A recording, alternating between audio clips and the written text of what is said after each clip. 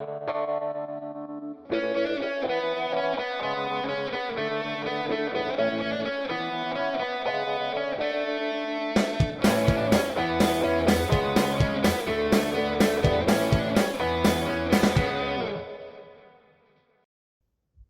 to Beerstories.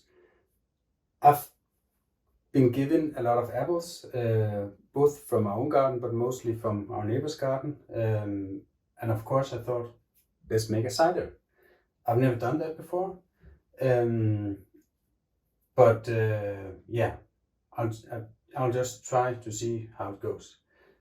I haven't got the equipment for it, but I had a beer yeast, wheat style ale yeast, German style, laying in my fridge. So I thought I'll use that. I have a slow juicer. Yeah, and basically that's it. I've disinfected everything, the slow juicer, the fermentation bucket, everything is sterilized, but the apples are not. So there will be wild yeast on them, and I won't boil it, so there will be some kind of wild yeast as well, but I'm gonna add my German style ale yeast anyway. Yeah, so that's gonna be exciting. Ascorbic acid, I'm gonna add that as well, just to keep it as fresh as possible, and hopefully to avoid oxidation. And thereby not the cider won't turn brownish. So yeah, take a look what I'm doing here.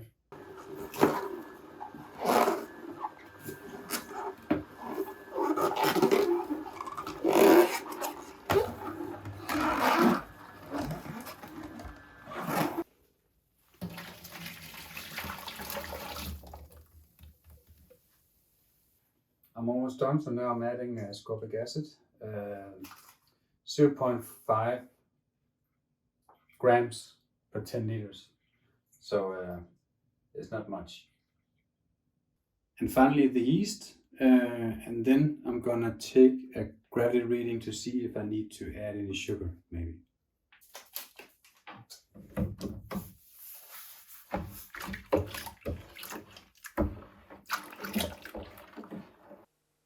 Now the yeast is added, and I've adjusted it with a little sugar and water, mainly just to boost the volume, because I only had about 4 or 5 liters, and now I have about 7-8 liters. Yeah, so I've added a little sugar and water and adjusted the original gravity to be about 1045.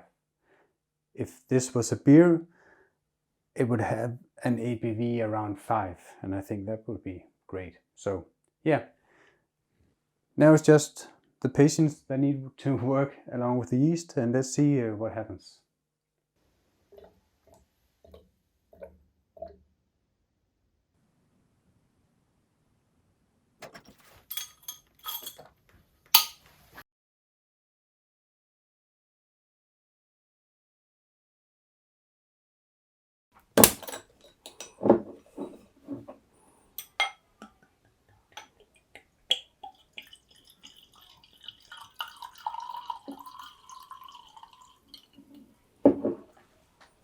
So first thing about this, it's dry. It's way more dry than I actually thought it would be.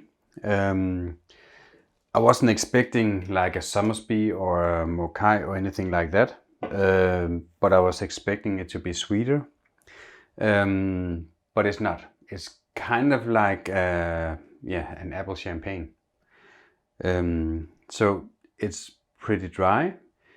It has a very apple fruity aroma to it, really nice actually, and the taste is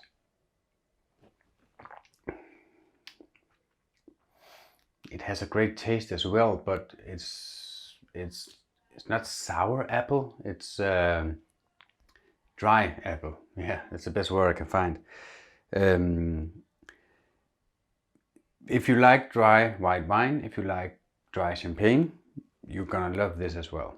In my mind, it is kind of a apple champagne.